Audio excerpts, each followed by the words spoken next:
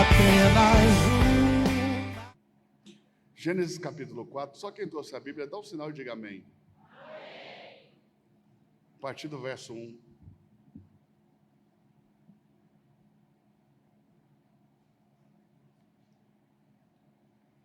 Conheceu Adão a Eva, sua mulher.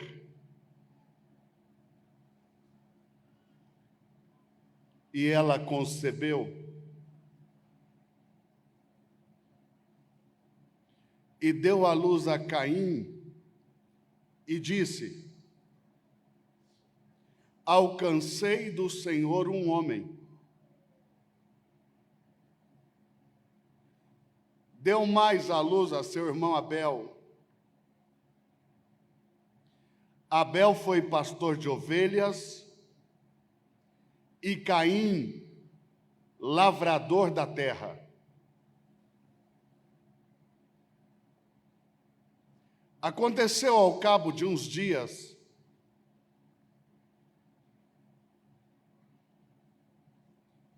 que trouxe Caim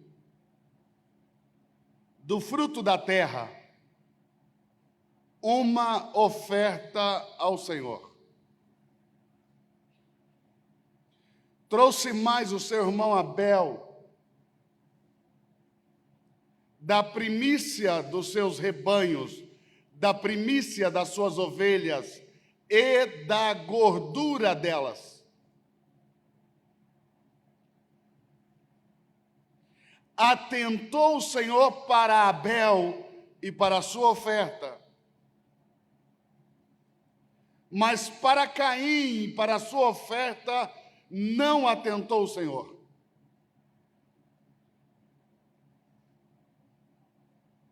E irou-se Caim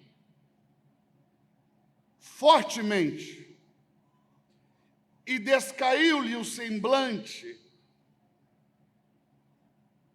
E o Senhor disse a Caim: por que te irastes? Por que descaiu o teu semblante? Se bem fizeres, não é certo que serás aceito? E se não fizeres o bem, o pecado jaz à porta, mas cabe a ti e não a Deus dominar os teus desejos que trabalham contra ti.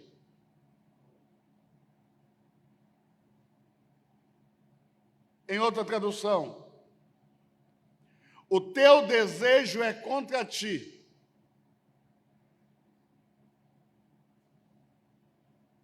Mas cabe a ti e não a Deus dominar sobre eles. É impossível entender esse texto sem ter lido pelo menos uma vez os 4 primeiros capítulos do livro de Levíticos.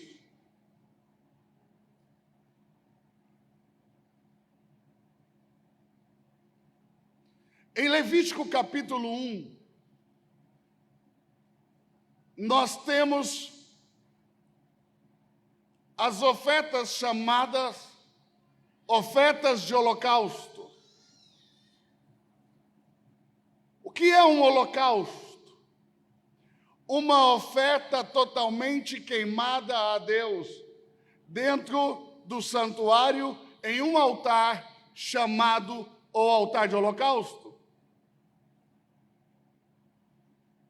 O animal oferecido precisa ser morto na presença do Senhor, perante o Senhor. Ou seja, quem entra no santuário, cuja porta está para o leste, a direita que está para o norte, este lugar é perante o Senhor. Ali se faz o carete no animal, ali se faz a degola, ali com uma espada de fio afiado se corre o pescoço do animal uma só vez, sem que a espada volte. O nome disso é carete. E aí o sangue do animal é derramado. E se nesse momento o animal defecar, até as suas fezes com seu sangue, com as suas entranhas, com tudo que ele tem, deve ser queimado no altar que está dentro do santuário, chamado o altar de holocausto. No capítulo 2 de Levítico, nós temos as ofertas chamadas o fruto da terra, ou ofertas de manjares. Em algumas traduções, ofertas de alimento.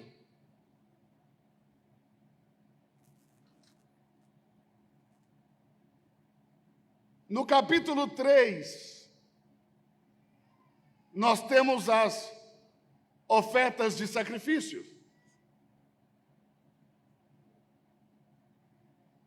As ofertas do capítulo 2, as ofertas de manjares, são oferecidas do fruto da terra. Ou seja, tudo que compõe essa oferta vem da terra. Tudo que compõe essa oferta nasceu da terra. Mas a oferta do capítulo 1 e do capítulo 2 são ofertas animais. São ofertas de animais, tanto para o holocausto como para o sacrifício. E quando lemos isso, sendo leigos, ou seja, não tendo nenhuma experiência acadêmica na área de teologia, nós temos uma grande dificuldade de compreender todos esses símbolos e esses rituais e essas cerimônias que carregam o livro de Levítico. Por exemplo, é quase impossível que uma pessoa comum que venha na igreja saiba a diferença entre um holocausto e um sacrifício. Porque está escrito, se alguém oferecer um holocausto ao Senhor, oferecerá de gado vacum, ou seja, um animal que tenha chifre. Mas o chifre desse animal nunca pode ter matado nenhum outro animal e nenhum homem. O animal precisa ser averiguado por um sacerdote, que vai entrar debaixo do animal e vai apalpar os seus órgãos, para que o animal seja constatado macho. Porque a oferta de holocausto não pode ser oferecida de um animal fêmea. Só pode ser oferecido o holocausto de um animal macho. Então o sacerdote vai ver se o animal está perfeito.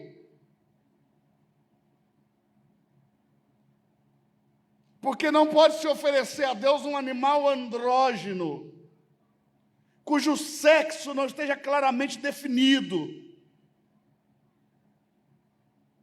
Se a oferta é de sacrifício, aí sim eu posso oferecer do animal macho e do animal fêmea. E aí está a primeira diferença entre um holocausto e um sacrifício. Por holocausto eu só ofereço um macho e sem defeito. Por sacrifício eu posso oferecer tanto o macho como a fêmea.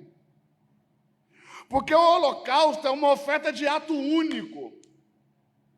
Mas um sacrifício por ação de graças ou um sacrifício por pecados pode ser uma oferta de ato contínuo. Eu vou te dar um exemplo. Naquele tempo Israel morava, todo mundo habitava em tendas. E vamos supor que por algum desafeto alguém veio até a minha tenda e intentou contra a minha vida, contra a vida da minha família, e por legítima defesa da vida da minha família e da minha vida, eu matei um homem. Estou profundamente arrependido. Isso não é a minha índole, não faz parte do meu caráter. Estou profundamente arrependido e eu quero me ver livre desse pecado monstruoso que eu cometi. Então eu tomo um animal de 3 anos, que é o animal perfeito para o sacrifício. E eu vou oferecer esse animal perfeito para o sacrifício uma só vez. E o meu pecado vai ser lançado no mar do esquecimento. Deus jamais vai voltar a se lembrar disso. Está resolvido em um ato único, sem a necessidade de continuidade do ato. Porque eu verdadeiramente estou arrependido.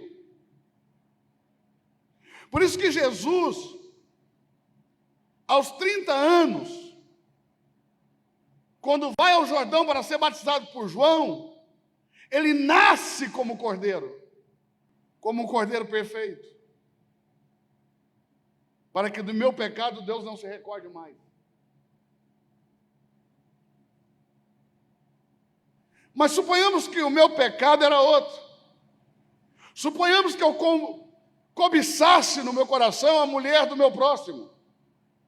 E todos os dias, quando eu olho ela saindo da tenda dela, eu a cobiço, eu a desejo. Mas eu quero arrancar isso de mim, porque eu sei que isso me faz mal. Isso faz mal a ela. Isso faz mal à minha família. Então eu ofereço um animal fêmea. Porque o mesmo poder que Deus deu à fêmea de reproduzir, fará com que o perdão de Deus seja reproduzido no mundo espiritual e aquilo seja arrancado da minha mente e do meu coração. Diferentemente dos sacrifícios, que podem ser oferecidos por ações de graças ou por pecados, por expiação de pecados, os holocaustos nunca podem ser oferecidos por pecado. Holocaustos só podem ser oferecidos como ato único de santificação. Outra diferença: toda oferta de holocausto é queimada dentro do tabernáculo, dentro do templo, no altar de holocausto. Mas toda oferta de sacrifício de pecado, todo animal cujo sangue foi derramado pelo pecado, o seu corpo tem que ser retirado para fora do santuário e queimado sobre um altar de pedra, não lavrado pela mão do homem, que fica fora do santuário, fora do arraial do povo, e lá fora queimado no altar de sacrifício. Por isso que em Hebreus, no capítulo de número 13, a partir do verso 10, diz que temos um altar do qual não podem participar os sacerdotes. E temos um outro altar. E o texto diz que Jesus, sendo uma oferta de sacrifício pelo pecado, não pode morrer dentro das portas da cidade, mas teve que morrer do lado de fora.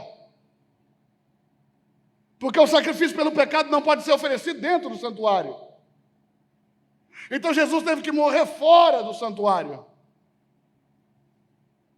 Você está aí, crente? Fala alguma coisa aí, balança a mão, deixa eu ver que está vivo.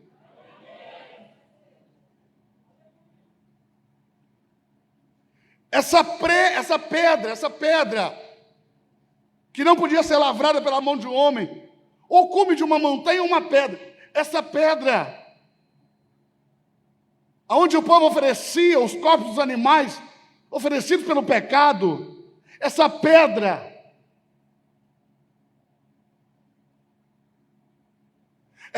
seguiu o povo pelo deserto por 40 anos.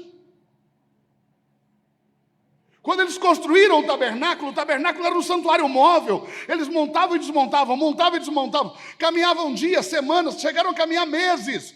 Israel caminhou 42 vezes no deserto. São as 42 jornadas dos filhos de Israel. E pararam em 42 estações. Tudo isso está escrito no capítulo 33 do livro de Números. E nas 42 estações lá estava a pedra. Em Hebreus, no capítulo 10, verso 4, o apóstolo Paulo escreve: todos beberam de uma mesma pedra espiritual que os seguia pelo deserto. E a pedra era Cristo. Cristo é a base de todo sacrifício.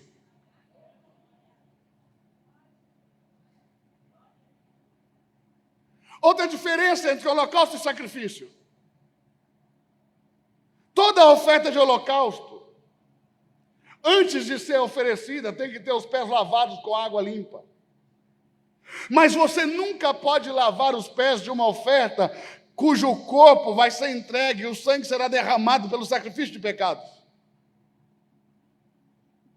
Então, antes de oferecer um holocausto, eles tinham que lavar os pés do animal. Foi por isso que Jesus, naquela quinta-feira, antes de ceiar, tomou uma bacia, sabendo ele que todos os seus discípulos morreriam. E para que ninguém pensasse que um daqueles homens teria morrido em seu favor, Jesus lavou o pé de todos.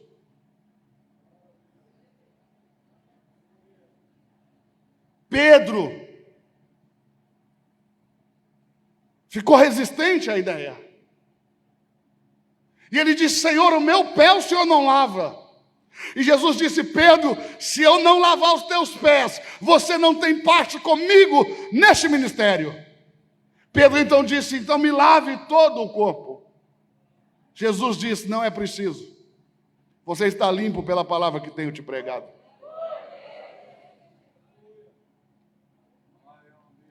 Mas alguém disse: eu sou de Paulo. Outro disse: eu sou de Apolo. Alguém disse: eu sou de Cristo. Não existia igreja, não existia doutrina, não existia cristianismo. Para alguém dizer: Mateus morreu por mim, para outro dizer: não, por mim quem morreu foi João. Era rápido e simples. Então Jesus lavou o pé de todos. E qualquer judeu conhece essa mensagem. Se os pés foram lavados, não morreram pelo pecado, morreram como holocaustos a Deus. Mas quando tentaram lavar o pé de Jesus, ele disse: não, o meu não. Porque os pés de um sacrifício por pecado jamais pode ser lavado. E ele sim morreu pelos nossos pecados. Essas ofertas, holocausto, que em hebraico é olá, uma oferta de ascensão. Os manjares, que em hebraico se pronuncia minhá. E o sacrifício, que em hebraico significa, ou se pronuncia korban, são ofertas que precisam ser oferecidas em uma ordem, em que uma oferta valida a outra. Ou seja, eu não posso oferecer manjares onde não houve holocausto, e eu não posso oferecer sacrifício onde não houve manjares. Eu vou dizer de novo, para você entender. Eu não posso oferecer manjares onde não houve um holocausto. E eu não posso oferecer sacrifícios onde não houve manjares. Uma oferta valida a outra. Quando alguém oferece o holocausto, eu posso oferecer os manjares. Quando eu ofereço os manjares, se pode oferecer o sacrifício.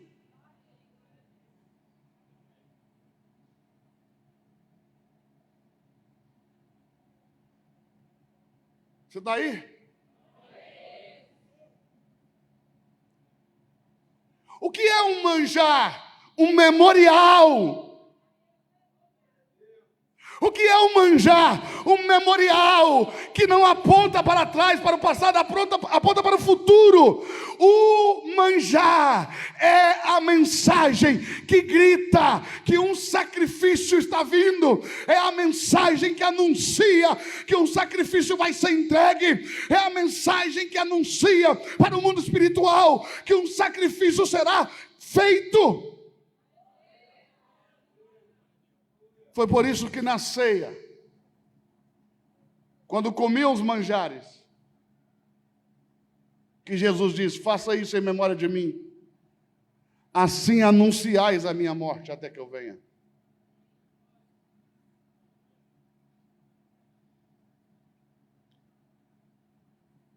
A ceia não fala do passado. Não é para você chorar pela morte de Jesus. A ceia fala do futuro. Deus matou o cordeiro, mas não te entregou. Levou para ele. Então, quando nós ceiamos, nós anunciamos que um sacrifício será entregue.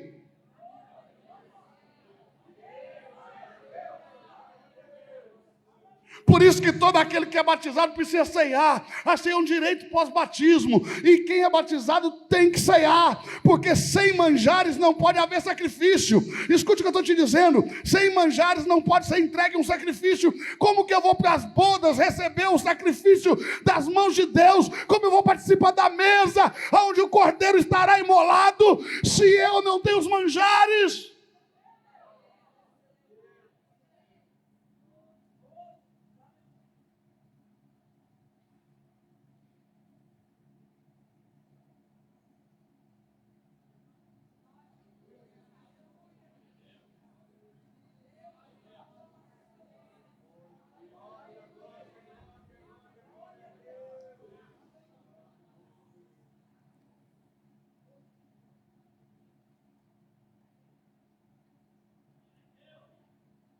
Holocausto, manjares, sacrifício. Essa é a tridimensionalidade das ofertas de redenção. Essas três ofertas juntas são chamadas as ofertas de redenção. Ninguém pode ser remido diante de Deus sem a presença dessas três ofertas. Então, em algum momento, Jesus foi um holocausto. Em algum momento, Jesus foi manjares. E em algum momento, Jesus foi um sacrifício. Jesus é as três ofertas. Foi por isso que quando ele tomou o pão da ceia, ele disse: esse é meu corpo. E quando tomou o cálice, disse: esse é meu sangue. Ele é os manjares. Ele é o sacrifício. Ele é o holocausto. Você está aí, crente? Faz alguma coisa aí, crente. Olha para a direita e para a esquerda. Vê se alguém já está brilhando pela presença do Espírito Santo. Quero te desafiar a olhar para o que está brilhando mais, que você toque nele. Toque nela e diga: você não está aqui por acaso. Diga: Deus te colocou aqui, perto de mim, para você sair daqui e pagar meu jantar hoje.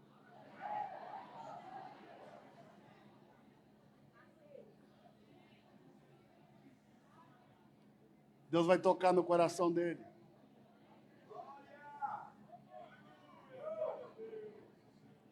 Quem está aí, dá um sinal e diga amém. Preste atenção nisso.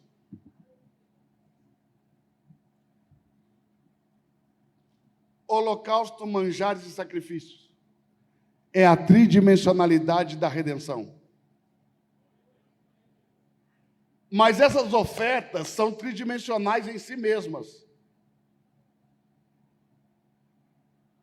Um holocausto, ele é composto de oblação, libação e gordura. Sabe essas palavrinhas que você vive pulando na Bíblia depois de 300 anos de crente? Os dinossauros da fé, não é mesmo?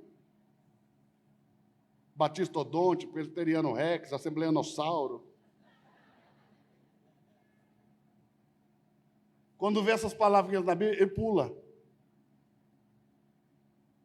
Porque depois de 300 anos ele ainda não sabe o que significa. O que é uma oblação? A parte sólida de uma oferta. O que é uma libação? A parte líquida. E o que faz a gordura? Dá o cheiro agradável. No caso do holocausto, na carne do animal nós temos a oblação, no sangue do animal nós temos a libação, e na gordura do animal nós temos um cheiro suave. Assim também no sacrifício, que é uma oferta animal, na carne é a oblação, no sangue a libação, na gordura o cheiro suave. Mas nos manjares, que é uma oferta tirada da terra, A parte sólida da oferta é a pura farinha de trigo ou a grossa farinha de cevada. Então, na farinha está a oblação, no suco puro da uva está a libação, e no azeite puro de oliva está o cheiro suave. É como fazer comida. Tente imaginar você colocando arroz numa panela sem azeite e deixando no fogo. Em pouco tempo vai cheirar mal, cheirar queimado, um cheiro forte, um cheiro ruim, desagradável. Mas se tem azeite, o cheiro é agradável, vai longe. Você põe o arroz na panela, o marido acha que o almoço está pronto.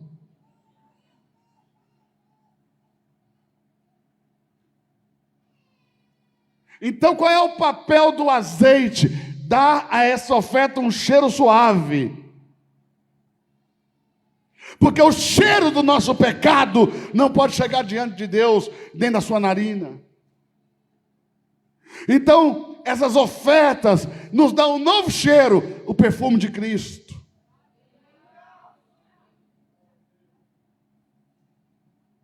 Você está aí, santo? Fala alguma coisa, pelo amor de Deus! Aleluia!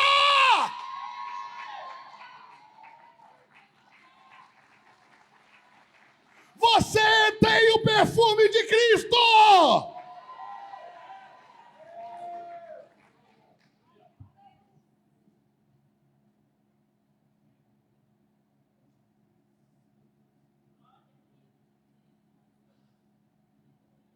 Lá em Apocalipse, diz que Deus ofereceu a Cristo como um cordeiro morto desde a fundação do mundo. Cristo, cordeiro morto desde a fundação do mundo. Eu sei que os crentes gostam de dizer desde antes da fundação, mas não é o que a Bíblia diz. A Bíblia diz que no fim da obra Exa-Emeron, ou a obra dos 6 dias, no 7º dia, que deveria ser um dia eterno, porque você nunca vai ler na Bíblia de 8º da criação, porque foi planejado para ter 7 dias, e para fechar num ciclo de 7, e você deveria viver eternamente no descanso de Deus.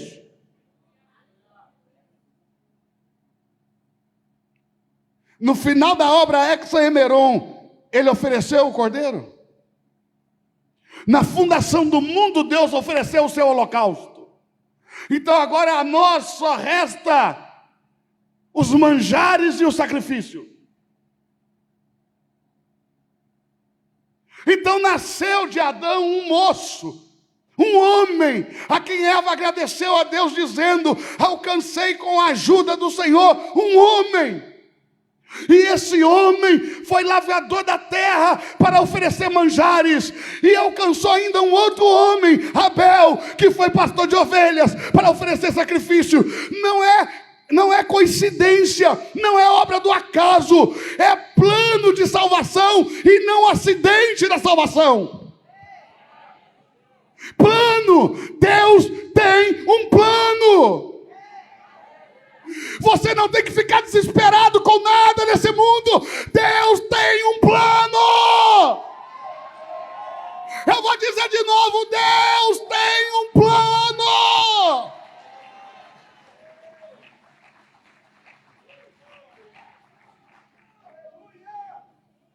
Caim nasceu para oferecer manjares e Abel para oferecer sacrifícios.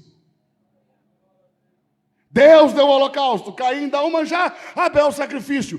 Observe, a Bíblia diz que eles ofereceram ofertas ao Senhor, mas o que o Senhor aceitou, rejeitou primeiro foi eles. Vou dizer de novo, pelo amor de Deus. Você está aí, crente? Preste atenção. Olha o que diz: ao cabo de uns dias trouxe Caim uma oferta. Ele não estava se oferecendo, ele estava oferecendo algo. E trouxe também Abel do seu rebanho. Ele não estava se oferecendo, estava oferecendo um animal. Mas olha o que diz a Bíblia: rejeitou o Senhor a Caim, aceitou o Senhor a Abel. As ofertas eram de redenção, por elas foram remidos ou não remidos.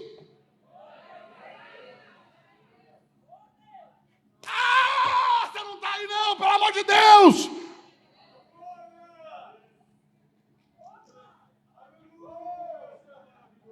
Ele ofereceu uma oferta, mas o que Deus rejeitou foi ele, Caim. Ao cabo de uns dias trouxe Caim uma oferta ao Senhor, e o Senhor rejeitou a Caim e a sua oferta. Primeiro Deus rejeitou a Caim, só depois rejeitou a oferta.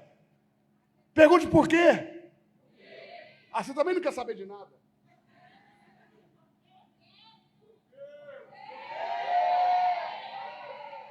Vou falar só para esse lado aqui.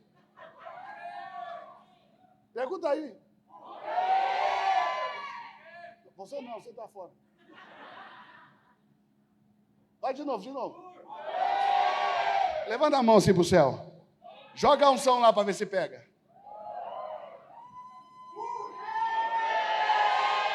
Joga a mão um pouquinho, vai lá.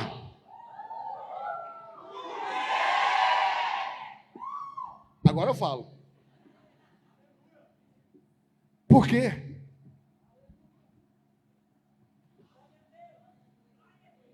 Deus viu Caim na oferta.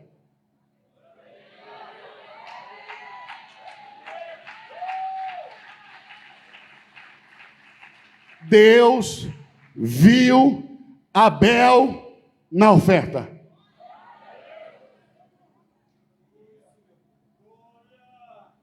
Toda oferta revela o meu coração. Vou falar de novo. Toda oferta revela o meu coração. Uma oferta não determina quem eu sou, mas revela.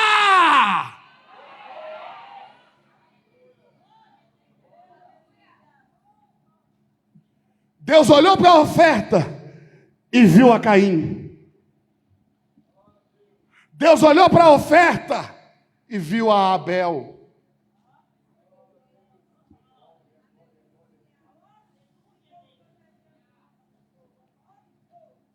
Pense você no lugar de Deus. Alguém traz uma oferta para você que não te agrada.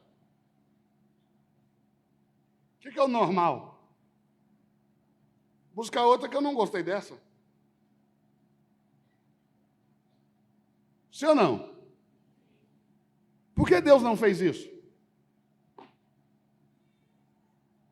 Por que Deus não disse, Caim, não gostei dessa oferta, traz outra?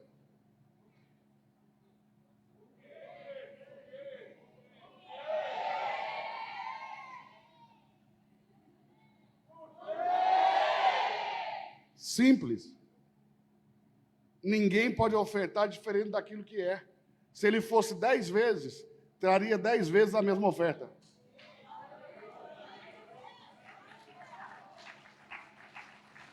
Por isso Deus não mandou ele mudar de oferta, mandou ele mudar de coração. Deus não falou mude a oferta, Deus falou mude o seu coração. Se você fizer o que é bom, será aceito. Não é se você der uma oferta melhor.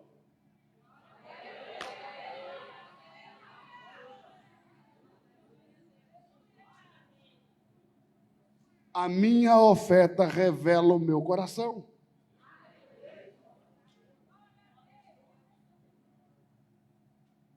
E por que Deus rejeitou a oferta de Caim?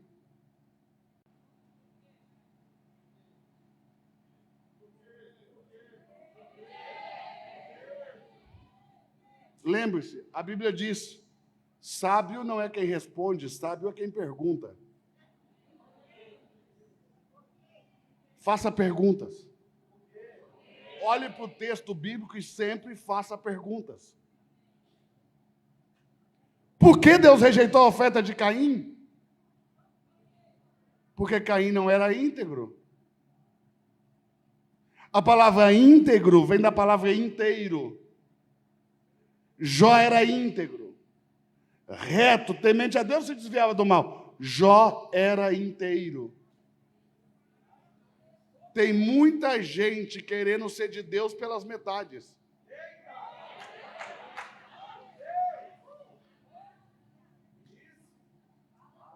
E Deus só te aceita se você é inteiro. Eu vou dizer mais uma vez. Tem muita gente querendo servir a Deus pelas metades. Mas Deus só te aceita se você for inteiro, inteira. Arrabante que vandu teriala mandou xederecando rubando que astonuba. La rabante que andou te anderecando toca vandu te anderecando la bochai.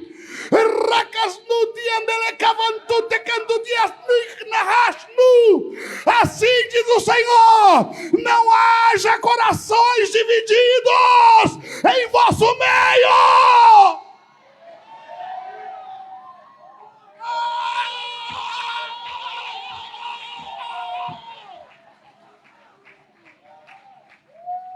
Chavacavando que ne quederecando a ti astúbia.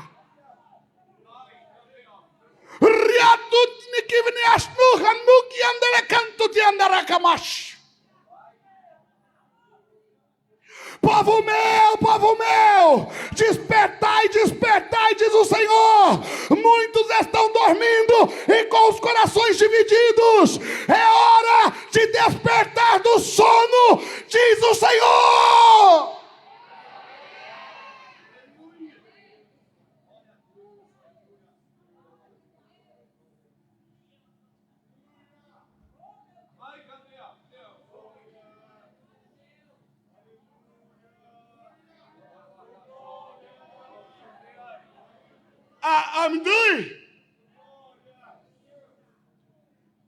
Amdui riasnu que ande hamnu.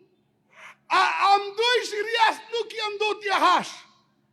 Amdui riavalut ni ande que tu te ande handuri candere bantuto.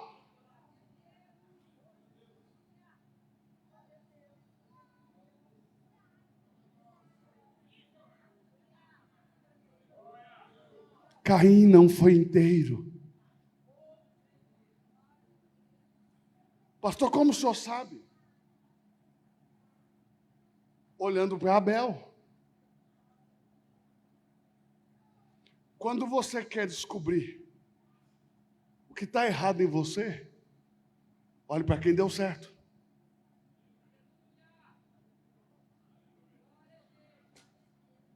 Só qual é o problema da igreja brasileira?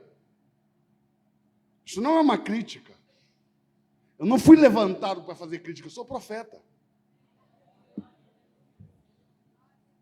Isso é denúncia espiritual.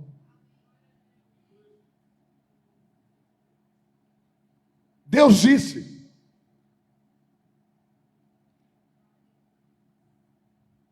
se você comer da árvore do conhecimento do bem e do mal, certamente morrerás. Certamente. É seguro que morrerá. Ele comeu. Foi expulso do jardim. Ele plantou. Ele colheu. Ele se relacionou com a sua mulher. Ele teve filhos.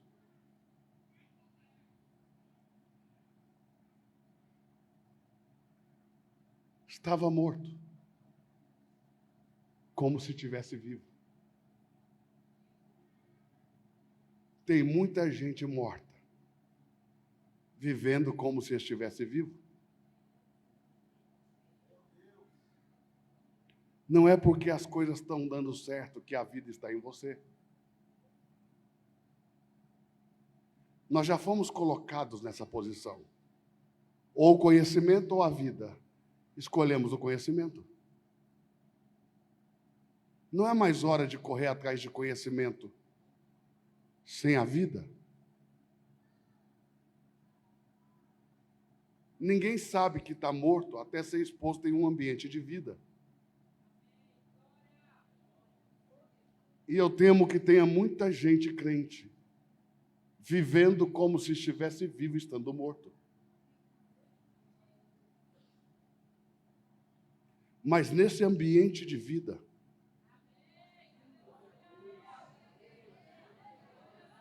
Deus vai expor a sua morte, para que você seja cheio da vida de Deus. Eu vou dizer de novo, para que você seja cheio da vida de Deus. Ser cheio da vida. Receba a vida. Eu profetizo a vida. Eu declaro a vida. Ser cheio da vida de Deus. Ser cheia da vida de Deus. Que na tua casa seja cheia da vida de Deus. A tua família seja cheia da vida de Deus. Lá no teu trabalho todo mundo seja cheio da vida de Deus. Que você transborde vida. Que você derrame vida. Que você transborde vida de Deus. Vida. Eu profetizo a vida em lugar da morte. Eu profetizo a vida em lugar da morte.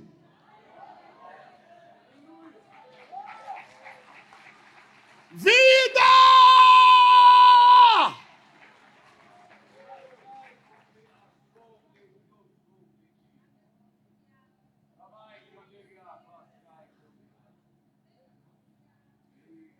Caim não foi inteiro, a gente vê isso olhando para Abel. A oferta de Abel era completa em si mesma. Ela tinha oblação na carne, libação no sangue e cheiro suave na gordura. Caim tinha que trazer os grãos. Caim tinha que trazer o azeite. Caim tinha que trazer o suco puro da uva. O fruto da terra. Mas Caim achou que podia fazer do jeito dele. E ele levou apenas os grãos. Quando Abel viu aquilo, pensou, vai dar errado. Então Abel levou da primícia do seu rebanho e da gordura. Ele não precisava levar gordura, o animal já tem a gordura.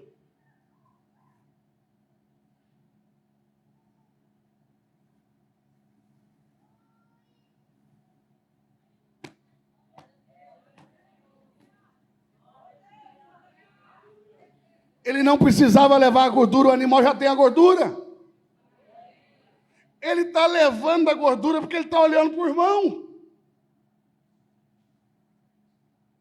Mas ele não consegue levar a libação do irmão, porque ele não é lavrador da terra. Ele não consegue preparar a uva e todo aquele negócio.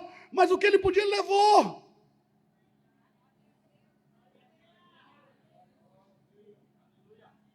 Então agora Caim tem a oblação e tem a gordura, mas Caim não tem a libação. Diga comigo, Caim não tem a libação.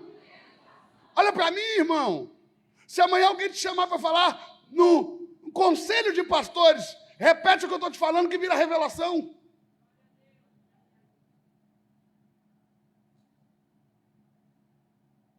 Deus está te colocando em um nível muito maior nesse ambiente. Esse ministério, nos últimos dias, tem sido separado por Deus para um grande avivamento na palavra. Você sabe do que eu estou falando.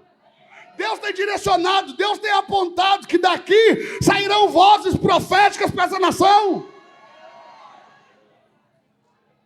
Vocês são uma voz, não são um eco.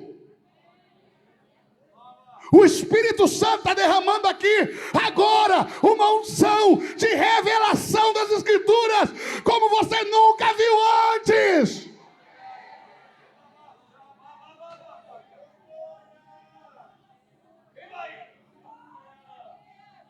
Deus tem levantado seus líderes. Deus tem ungido eles. Deus tem dado a eles revelação. Pare de achar que tudo é normal. Não é normal. Vocês estão sendo visitados por Deus. Há uma grande visitação do Espírito Santo de revelação e entendimento nesse lugar.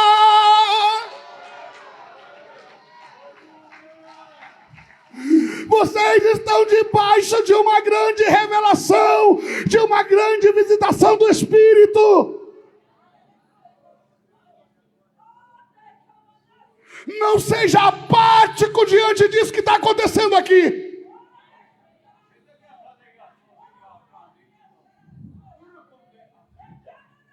Entenda o que Deus está fazendo com os teus profetas. Entenda que Deus está chamando esse povo para um nível mais alto.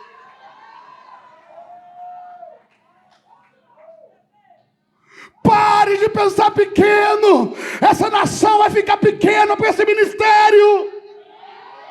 Eu vou dizer de novo, pare de pensar pequeno. Essa nação vai ficar pequena para esse ministério.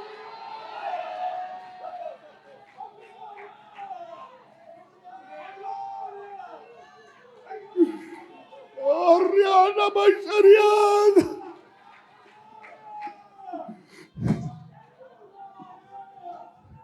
Deus não te chamou para ter essa mente limitada e pequena. Deus tem chamado esse ministério para algo grande e poderoso. Pare de atrapalhar o que Deus está fazendo aqui. Pense grande. Pense grande. Abra os teus olhos e veja o que Deus tem preparado. Abra os teus olhos e veja. Abra os teus olhos e veja. Abra os teus olhos e veja. Abra os teus olhos e veja. Ser tocado por essa unção. Ser quebrantado por essa unção. Ser aberto os olhos por essa unção.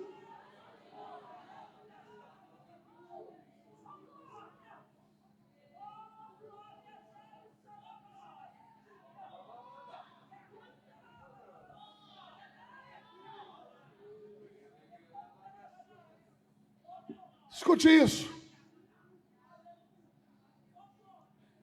Agora Caim tem a oblação e o azeite. O que falta? A libação.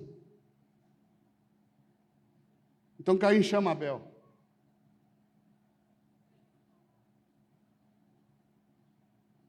E no campo, Caim o ataca.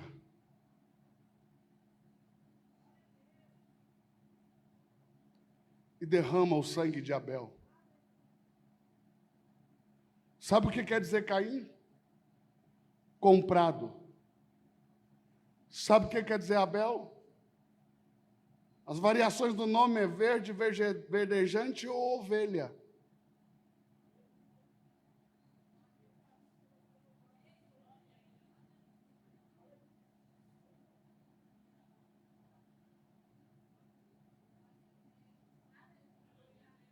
Quando o sangue de Abel toca a terra, faz libação por Caim. Então Deus aparece para perdoá-lo. Caim, onde está o teu irmão Abel?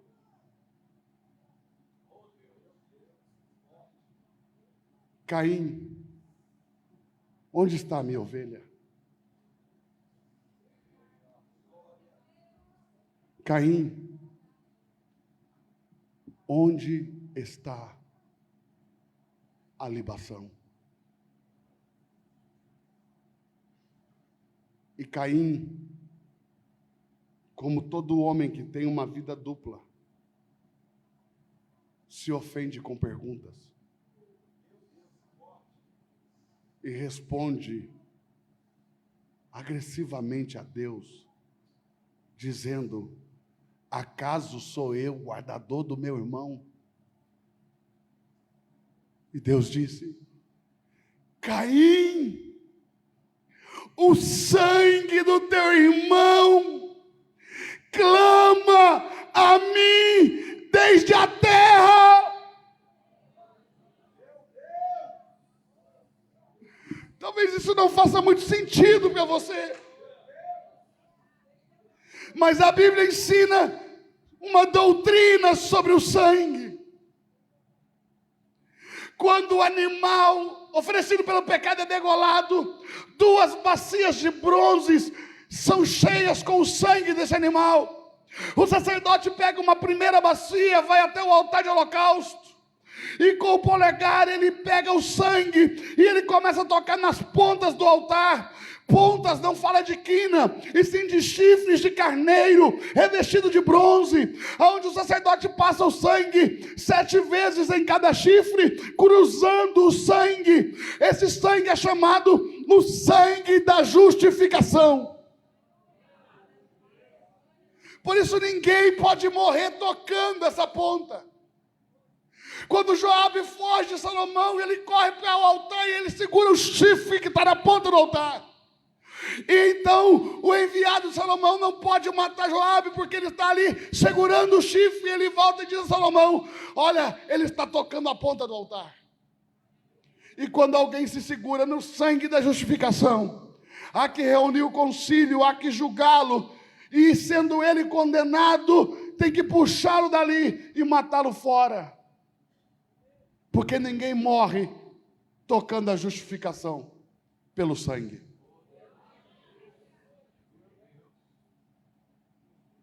O sacerdote devolve aquela bacia, e ele toma outra bacia, e ele vem no altar, e nas paredes do altar ele vai aspergindo o sangue, 2 vezes em cada um dos 4 lados, começando aqui no norte, depois ele vem no oeste, depois ele vem no sul, depois ele vem no leste. Esse sangue que foi aspergido é o sangue que paga por aquilo que foi justificado. É o sangue da aspersão. Olha como está escrito: digno é o cordeiro que foi morto, de receber o poder, a honra, a glória, a soberania, o louvor e ações de graças. Porque com o seu sangue ele comprou de volta para Deus os que procedem de toda tribo, língua, povo e nação. E esse sangue ele escorre pelas paredes do altar. E quando ele toca o chão, ele clama. Ele clama dizendo: me entregue aquilo que eu justifiquei e paguei. Ele clama como quem reclama o que é dele. E aí Deus diz: Caim, o sangue do teu irmão clama a mim desde a terra.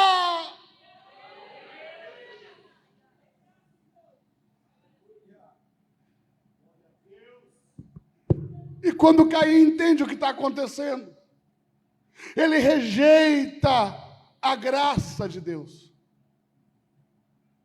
dizendo: não,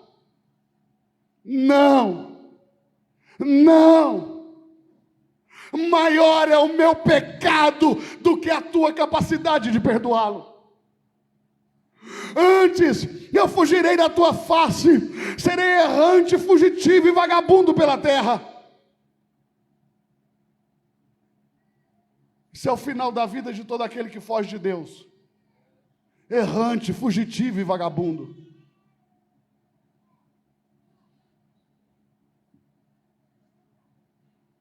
Caim julgou a Deus com base no seu próprio coração. Como ele não era capaz de perdoar, acreditou que Deus também não fosse.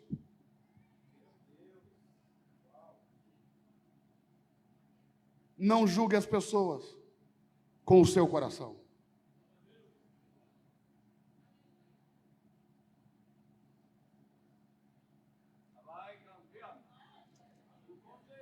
Hebreus capítulo 4.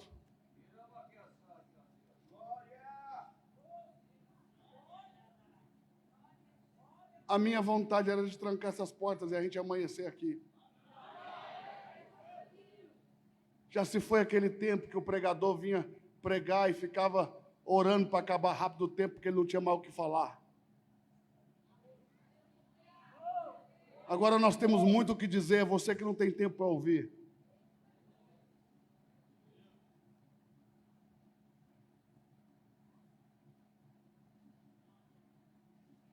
Hebreus capítulo 11, perdão.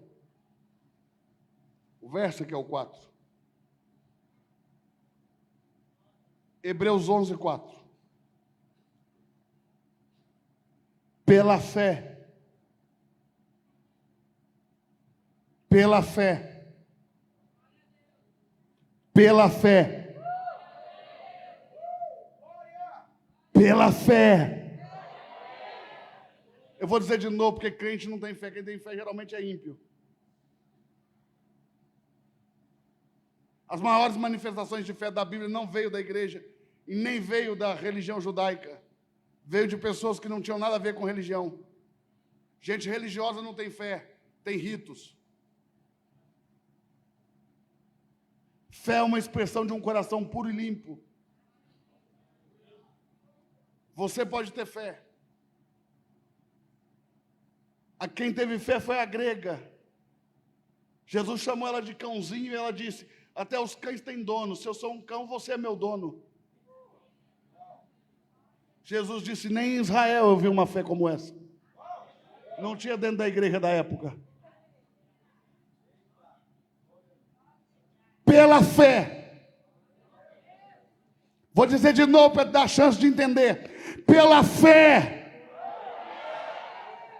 Abel ofereceu a Deus melhor sacrifício que Caim.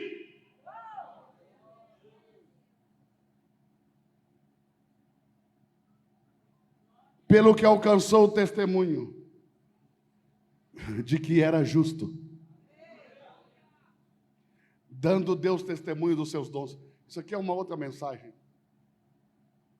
Abel chegou diante de Deus e falou assim: que o meu sangue faça libação por ele, eu até aceito, mas os meus dons na mão dele, não. E Deus achou justo e deu a Eva um filho no lugar de Abel, que tomou os dons de Abel para ele, para que os dons não ficassem na mão de Caim. Mas um dia a gente fala sobre isso. Dando Deus testemunho dos seus dons, e por ela, pela oferta. Diga comigo, pela oferta. Ah, você não está entendendo o poder de uma oferta. Diga comigo, pela oferta. Mesmo depois de morto, ainda fala.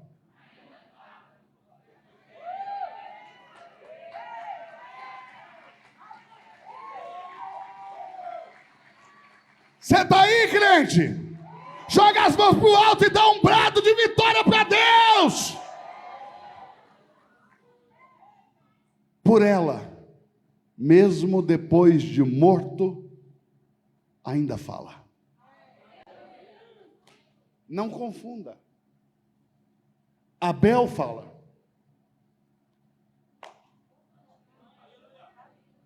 Vou falar de novo. Diga comigo, Abel fala.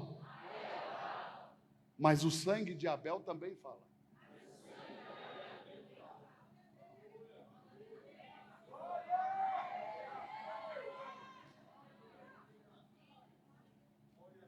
Capítulo 12.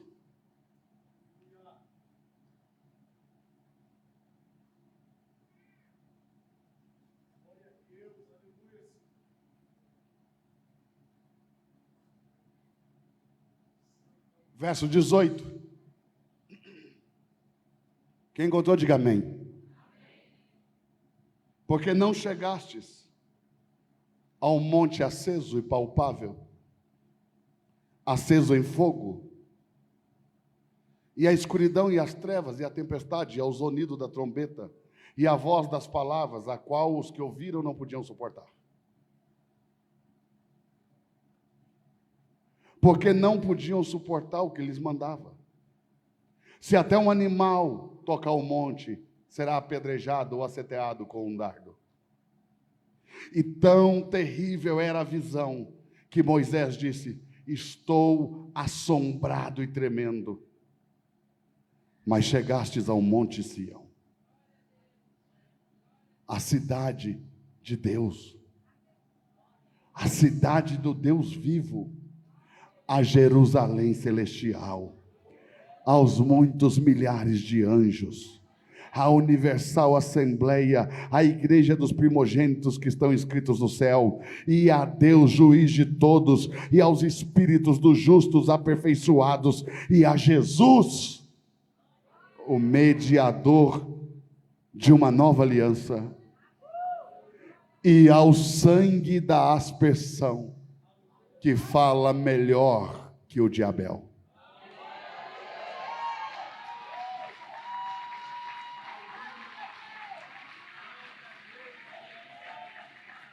O sangue de Jesus e o sangue de Abel falam da mesma coisa: perdão e não vingança.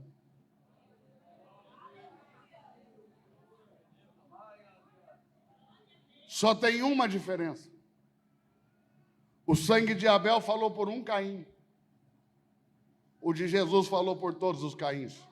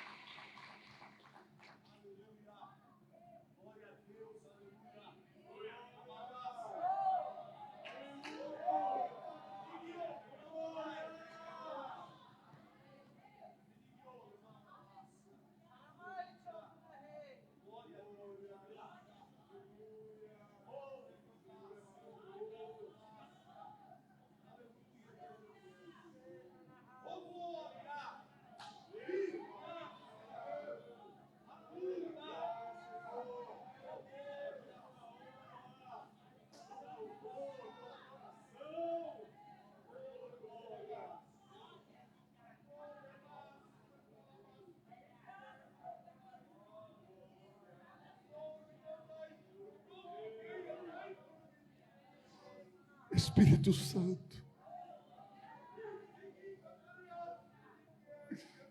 nos faça inteiros.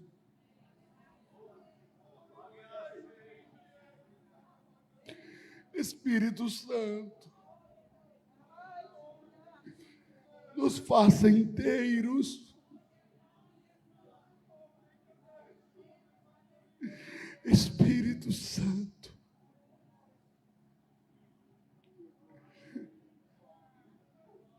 nos faça inteiros.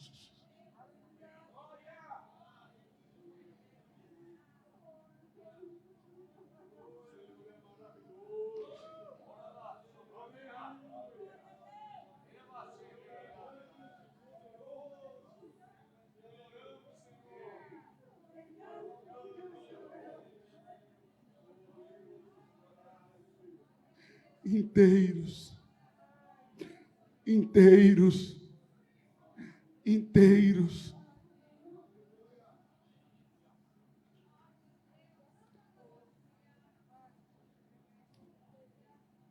Amém.